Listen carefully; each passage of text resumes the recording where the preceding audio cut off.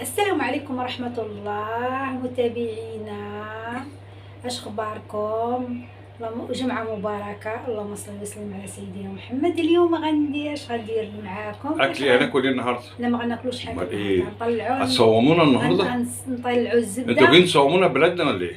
نطلعوا الزبدة بلا روابة بلا شكوى. ايه الزبدة؟ نطلعوا نصايبوا الزبدة بلا روابة بلا شكوى. حلو قوي. نفسر بقى. نطلع الزبدة. الروابة هي زي واحد، كانت زي الطين، زي هذه اللي بيعملوا فيها الطنجية. وهي كيكبوا فيها الحليب. اللي بيرجوها يعني؟ لا ماشي يرجوها، استنى. يكبوا فيها الحليب ويخلوه حتى يروب، حتى يبات ويروب. ماشي. والشكوى هي اللي كتكون بتاع الجلد اللي بتاع الماعز. ايوه اللي بيربوه. ايوه. ده يطلع منه الزبده. دي بقى ايه اللي عندك ده؟ انا شايف ايه، بصي ده انا بصي يا جماعه، جايبه لنا ايه؟ عماله تحوش في قشطه بقى لها فتره. من وش اللبن. يا ستي هتعملي بيها مالكش دعوه، بس طريقه سهله. طعم حلو قوي. طريقه سهله. طريقه عجبتني صراحه. انا الطريقه اللي تعلمتها من هنا. يعني دي قشطه اللي على وش اللبن. تعلمتها من واحده مصريه. من واحده مصريه؟ هي اللي علمتني والله الطريقه. كويس. احنا ما كنديروش هاد الطريقه احنا ما كنديروش. كتجيبي الحليب من عند الحليب ديال البقر، ماشي الحليب الرومي. الحليب ديال البقر نخدنا منه ونسيبه في الثلاجه. تجيبي كيلو تفيضيه وتبيتيه، والنهار الثاني كتشيلي الوجه ديالو وتجمعيها في واحد القرعه، ولكن تجمعيها بقوه في الفريزر. تجمعيها في الفريزر، تجمعيها فيها تلمي تجمعي كثير. ملي تجمعي كثير ها هي شايفين الثانيه برضك. جمعها كميه. هذا الوجه ديال الحليب. شايفين؟ وملي كتجمعيها غنوريكم الطريقه كيفاش طلعوا الزبده البلديه. يعني ساهله، وكتجيني انا نضف من الثانيه اللي كتعمل. وممكن نحطوا واحد كده القشطه كلها حطيناها. غنحطوا واحد معلقه ملح صغيره. ممكن ما تحطوهاش، بتدي طعم يعني. عادي، بس كتساعدك على تلم لك معلقه ملح صغيره، تلم لك القشطه الزبده بالزربه. وكنبداو نخدموا فيها. بس سمعت قلت لي باين لازم يكون الجو ساقع احسن او كده. لا هي مجمده ولا هي ساقعه؟ هي مجمده يعني. على ديك كده صعبه شويه. على يدي صعبه، ولكن غنشتغلوا بها. تقعدي تعملي كده بقى فتره يعني تقريبا. هي بسرعه كتجمع، يعني تقريبا واحد ربع ساعه، نقولوا حتى نص ساعه كتجمع معانا. كتجمع معانا الزبده.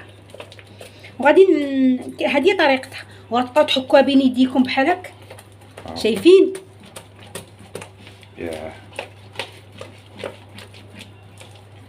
ولكن لازم تكون مجمده. شوف شوفوا هذا الثلج. ومصريه يا جماعه اللي علمتها لها. يعني انتوا بطريقه غير الطريقه بتاعتكم. لا هادشي علاش كنقول لك كنطلع لكم الزبده بالطريقه المصريه. الزبده من غير زبده من القشطه بالطريقه المصريه، صح؟ هادشي علاش كنقول كنطلع لكم الزبده من غير روابه، من غير شكوى.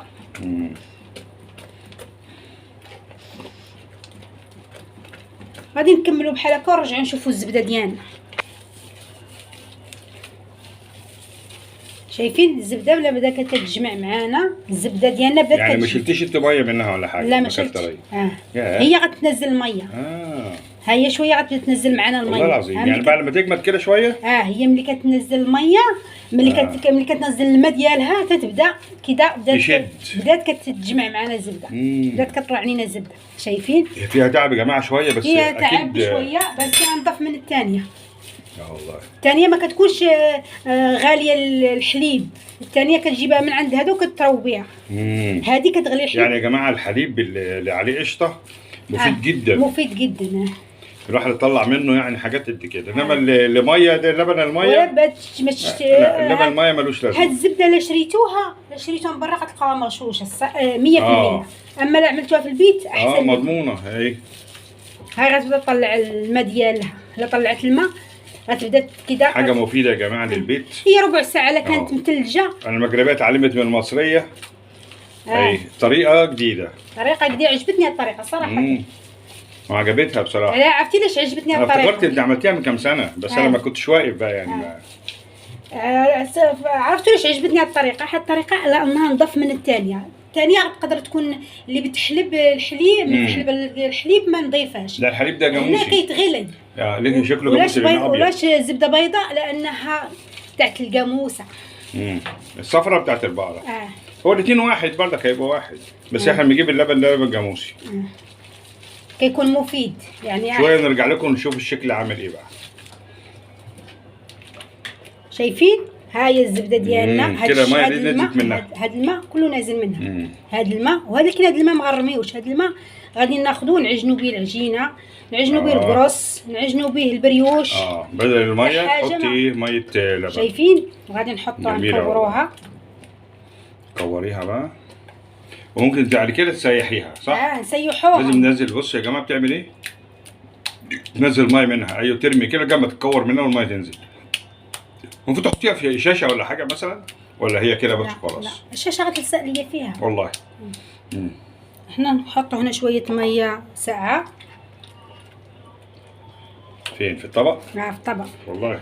عشان نحط له شويه ميه ساقعين. كب عليه هنا عليها ميه ساقعه. عشان الحر. عشان ما يسيحش كده كفايه؟ لا زود خليها في الميه ساقعه. زود كلها. الميه دي يا جماعه ساقعه من الثلاجه عشان تمسك نفسها خلاص. يشد اكتر. شايفين ما شاء الله انا طلعناه ما شاء الله ولا حول ولا قوه الا بالله. تقريبا هذا وحاجه طبيعيه. وحاجه طبيعيه وعامله بيدك.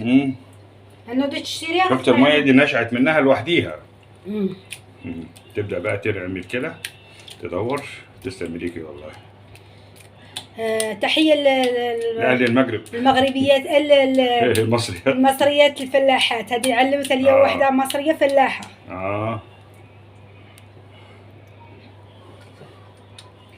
يعني انا عزيز علي نتعلم الحاجه يعني الغريبه عن بلدي.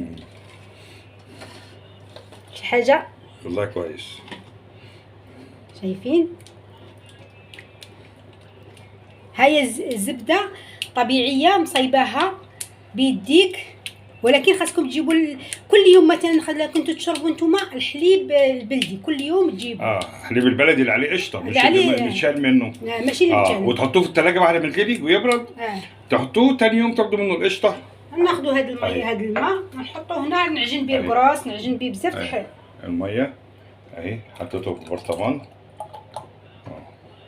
ميه ثقيله عامله زي اللبن تصوري. بالتالي ممكن تطلعي منها قشطه تاني ولا ايه؟ لا قشطه خلاص خلصنا. طب ندوق الميه دي. الميه طعمها جميل والله. والله العظيم طعمها جميل. زي اللبن. زي اللبن الرايب. ايوه عامله زي لبن الرايب يا جماعه. والله الميه اللي طلعت من القشطه دي زي اللبن الرايب كده محطوطه في ميه ساقعه. نحطها في الثلاجه نبغوها وندوبوها. نحط عليها شويه ميه تاني. يعني ما خدتش منها وقت كثير. قاعد انا قلت لكم نص ساعه هي اقل من نص ساعه. قد ما كانت متلجه بتوجد معكم كثير. انا ما لساحت ما تساعدكمش في تصايبوها.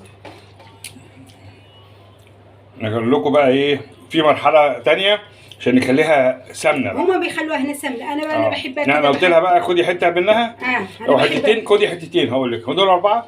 خدي حتتين اعمليهم سمنه وحتتين زبده. ماشي. انا بحب السمنه البلدي باخد منها المرطه. وانا حيت انا متعوده عليها كده زبده. نقسمهم بالنص. يبقى مصري ومغربي. يلا ما تنسوش من اللايك واشتراك في القناه اللي عجبكم الفيديو. ومعكم كانت معكم حلقه هنرجع لكم في المرحله الثانيه. حلقه من يوميات عادل والسعديه.